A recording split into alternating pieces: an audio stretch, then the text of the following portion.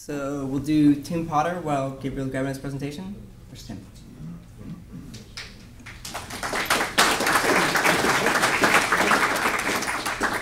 Tim, do you have slides? No. Let me ask you a question. If you had a pile of 20-meter long aluminum poles in your backyard, do you think that you could perhaps build a spar structure? And what if those poles magically reappeared every year as you use them? In Hong Kong, they use bamboo to build the scaffoldings as they erect their skyscrapers. They do this because bamboo costs 1/7 what steel costs. And kind of an aside, bamboo happens to have up to twice the tensile strength of steel and the same compressive strength as concrete, yet it's a naturally grown material. And in Hong Kong, there are accounts of typhoons coming and knocking down some of these skyscrapers under construction, yet the bamboo scaffolding still stands. So if you had a pile of 20-meter aluminum poles in your backyard, do you think you could build a spar structure? Anything that you can build out of wood can be made out of bamboo. This means you can build airplanes, boats, rafts, submarines, flywheels, composite materials. It's workable much like wood is, yet it is highly flexible. And this also comes back to how a structure can survive a typhoon. It bends and flexes in the motion and kind of absorbs it.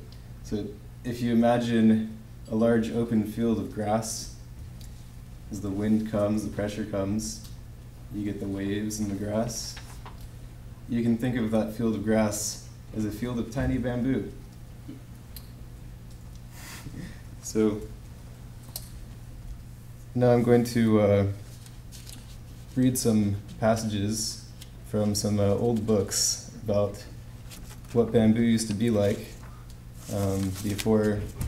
either before climatic changes or before people devastated the old bamboo stands in the tropics.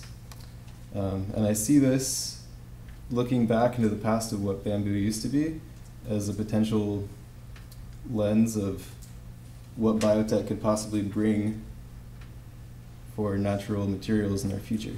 In 1526, a Spanish historian, Oviedo, said this: "But among all types of bamboo, there are some that are extremely large, and their internodes are as big and as heavy as a man's thigh, and they are 3 palms or more in circumference."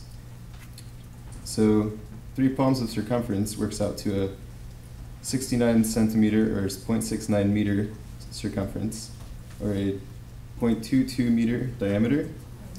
And by the nature of bamboo, we can infer that this was a 40-meter tall bamboo. Today, the same species that he was writing about, or at least the bamboo in that region, only grows to 20 meters. This is half the dimensions. In 1290, on the border of Nicaragua and Costa Rica, this was in Ecuador, Marco Polo wrote that the bamboo had a diameter of 0.45 meters. They used them to make boats, and it had a height of 60 meters. Today, the bamboo in Ecuador only grows to 30 meters. And finally, if we can believe, well, if the translation is correct, in 1640, the Treatise on Agriculture says that the bamboo there grew to 100 chan in height and 3 chan, 5 chi in diameter. If this translation is correct, this means that the bamboo in China grew to 333 meters tall, 3.7 meters diameter. And this is not the only account from ancient Chinese texts as to those dimensions. So there's some interest here. And so I ask again, what could you do with bamboo in the ocean